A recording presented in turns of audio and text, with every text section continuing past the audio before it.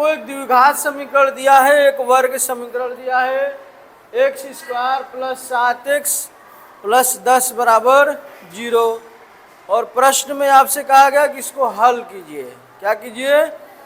तो हल करना है। सबसे पहले इसकी तुलना करेंगे, a x square plus b x plus c बराबर 0 से तुलना, 0 से तुलना करेंगे तो बताइए ए का मान क्या आएगा? यहाँ ए क्या है? एक्स स्क्वायर का गुणांक है, कोफिशिएंट ऑफ एक्स स्क्वायर। यहाँ एक्स स्क्वायर का गुणांक में कुछ दिया है, तो जब कुछ भी ना दिया रहे तो एक रहता है। क्या रहता है? तो ए का मान क्या आ गया? एक। बी का मान बताइए। यहाँ बी क्या है? एक्स का गुणांक है। क्या है? एक्स का गुणांक यहाँ क्या है? बी है। यहाँ एक्स का गुणांक क्या है? 7 है। सी यहाँ क्या है? अचर पद। सी क्या है? Constant term. और सी का मान यहाँ क्या दिया है? 10। तो सी का मान क्या आ गया? 10। तो सबसे पहले यही काम करना है कि आपको जो भी द्विघात समीकरण दिया रहेगा या वर्ग समीकरण दिया रहेगा या क्वाड्रेटिक इक्वेशन दिया रहेगा, उसकी तुलना इसके स्टैंडर्ड रूप से करेंगे। A x square plus b x plus c बराबर 0 से तुलना करेंगे। उसके बाद ए का मान निकालेंगे, बी का मान निकालेंगे और सी का मान निकालेंगे। ए क्या है? कोफिशिएंट ऑफ एक्स स्क्वायर, यानी एक्स स्क्वायर का गुणांक है। बी क्या है? कोफिशिएंट ऑफ एक्स, यानी एक्स का गुणांक है। और सी क्या है? कांस्टेंट टर्म, यानी अचर पद है। इसके बाद क्या करना है? ध्यान से सुनिए। ए और सी के प्रोडक्ट को ले लेंगे, यानी ए और सी का गुणनफल लेंगे। ए और सी का क्या करेंगे? तो ए सी क्या हो जाएगा? तो ए का मान कितना है बेटा? 1। सी का मान कितना है? 10। तो ए सी का मान कितना आ गया? 10। ठीक है। ए और सी का गुणनफल साथ में लेंगे और बी हमारा अकेले रहेगा। एक चीज यहाँ, इतना करने के बाद आपको आ जाना है रफ में। कहाँ आ जाना है? साइड में कॉपी में लिखिएगा रफ वर्क। क्या लिखिएगा? Rough work. लिखने के बाद अब ध्यान से सुनिए क्या करना है, यही सबसे ज़्यादा इम्पोर्टेंट है। जो ये सीख गया वो सवाल को हल कर लेगा। आपको जो लाना है वो बी का मान लाना है। किसका मान लाना है? बी का मान कितना दिया है? 7। ठीक है। किसकी मदद से लाना है? ए सी के मान के मदद से लाना है। किसकी मदद से लाना है? ए सी का मान कितना है बेटा? 10। अब हमें 10 का फैक्टर करना है, गुणनखंड करना है। और ऐसा गुणनखंड करना है कि आए हुए उसका जो गुणनखंड होगा उसको जोड़ने या घटाने पर 7 आना चाहिए। फॉर एग्जाम्पल, अगर हम 10 का गुणनखंड करें तो 1 गुणे 10 करेंगे तो भी 10 आएगा। बोलिए। और 2 गुणे 5 करेंगे तो भी 10 आएगा। बोलिए, आएगा कि नहीं आएगा? बात समझ में आ गई?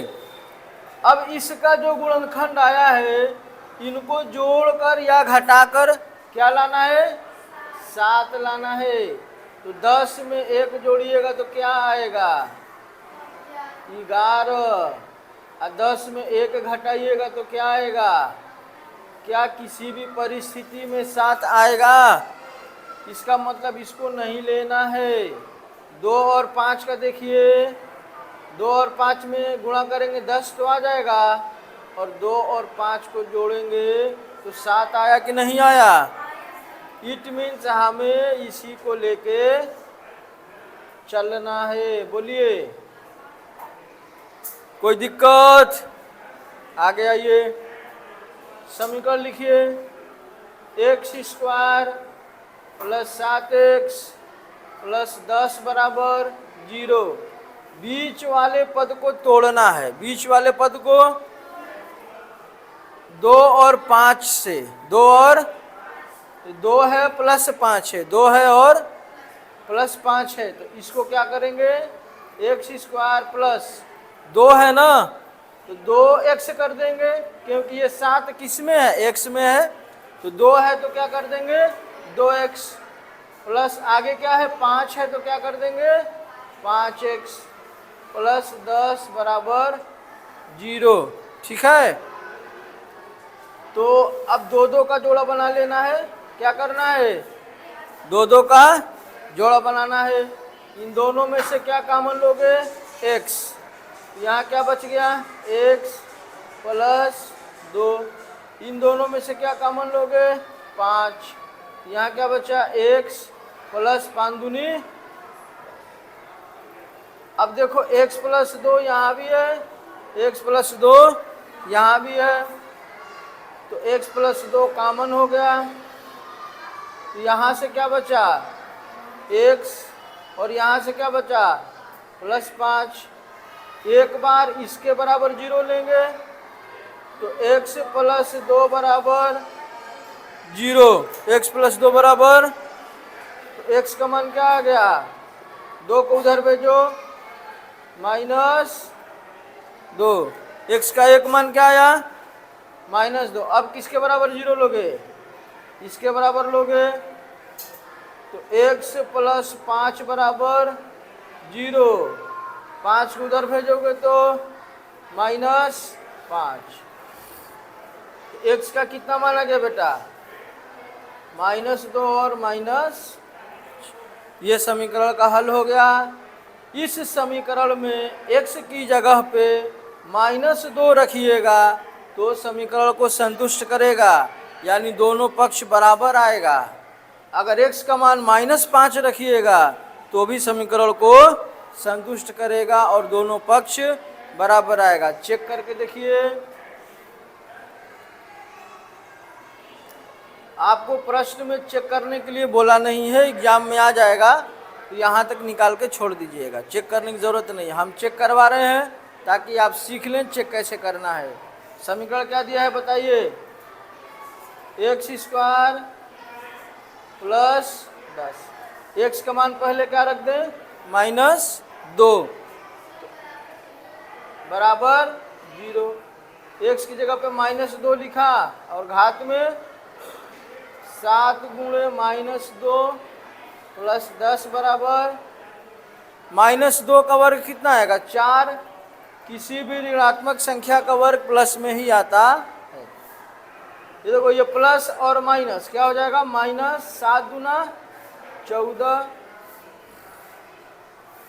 ये 10 प्लस का 4 प्लस का 10 और 4 कितना होता है 14, और ये हो गया -14 में से 14 जाएगा कितना बचेगा 0 बराबर 0।